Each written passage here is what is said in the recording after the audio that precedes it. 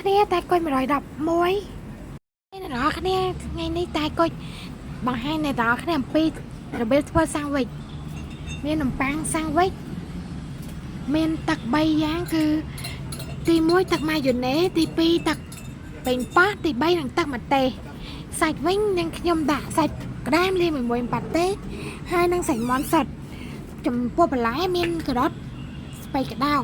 ហើយនឹងប្រអប់ខ្ចប់សាំងវិចផងដែរយើងមានជ្រុញនិងកាបិតសម្រាប់កាត់សាំងវិចស្កុតសម្រាប់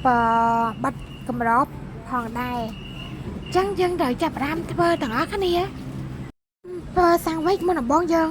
យកនំប៉័ងសាំងវិចនឹង2ស្លាយមក1ស្លាយដាក់ការ៉ុតបន្តិចទៅស្ពៃក្តៅបន្តិចសាច់ប៉ាតេ2ចំណិត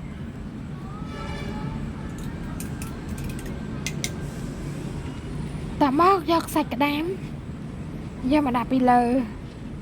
ហើយយើងរោយទឹកម៉ាយ៉ូណេសពីលើ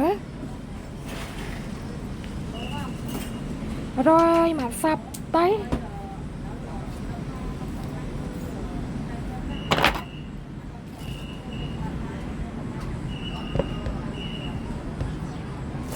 តមករោយទឹកប៉េងប៉ោះពីលើ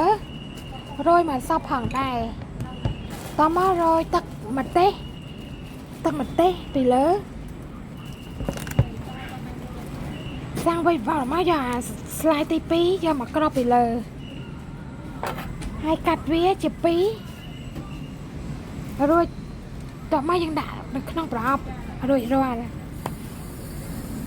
ជា2រួចហើយយើងយកប្រអប់នេះមួយមកដើម្បីដាក់សាំងវិចយកតែមួយទេយើងជ្រើសរើសយកប្រអប់តែមួយប្រអប់យើងរកហើយយើងដាក់សាំងវិចរបស់យើងចូលទៅក្នុងប្រអប់ទាំង2ស្លាយតែម្ដង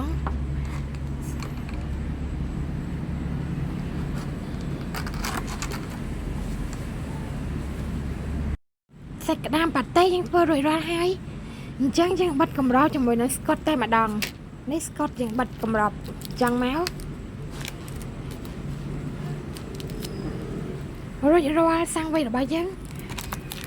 រួចរាល់ជាការស្រេច